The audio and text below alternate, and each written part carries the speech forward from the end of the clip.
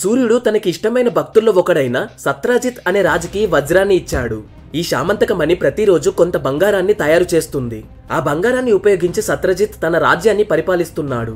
దీని గురించి తెలిసిన కృష్ణుడు ఒకసారి తనకి ఆ వజ్రాన్ని ఇవ్వమని, దాని శక్తితో నా రాజ్యంలో ఉన్న ప్రజల ఆకలి తీరుస్తానని సత్రజిత్ని అడుగుతాడు. కాని దానికి సత్రజిత్ ఒప్పుకోలేదు.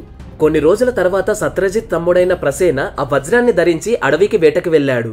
అక్కడొక సింహం అతని మీద దాడి చేసి అతన్ని చంపేసింది. తర్వాత జాంబవంతుడు అంటే ఎలుగుబంటి అని మీకు తెలుసు కదా, అతను ఆ సింహాన్ని చంపి సింహం దగ్గరున్న శామంతకమణిని తీసుకున్నాడు. అంటే ఈ వజ్రం అప్పుడు జాంబవంతుడి దగ్గర ఉంది. ఈ విషయం తెలియక సత్రజిత్ కృష్ణుడే తన తమ్ముణ్ణి చంపి ఆ వజ్రాన్ని తీసుకున్నాడు అని అనుకుంటాడు.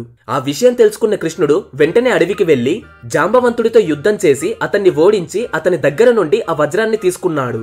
తన మీద సత్రజిత్ వేసిన నిందను తొలగించుకోవడానికి కృష్ణుడు ఆ శామంతకమణిని తీసుకువెళ్లి సత్రజిత్కి ఇచ్చేశాడు. దీంతో సత్రజిత్ తన చేసిన తప్పుని తెలుసుకుని దానికి పరిహారంగా తన సొంత కూతురైన సత్యభామను కృష్ణుడికి ఇచ్చి పెళ్లి చేశాడు. శామంతకమణిని కూడా బహుమతిగా కృష్ణునికి ఇచ్చేశాడు. అయితే ఆ శామంతకమణియే ఈ కోహినూర్ అనడానికి బలమైన ఆధారాలైతే ఏమీ లేవు. ఇక కోహినూర్ డైమండ్ హిస్టరీ విషయానికి వస్తే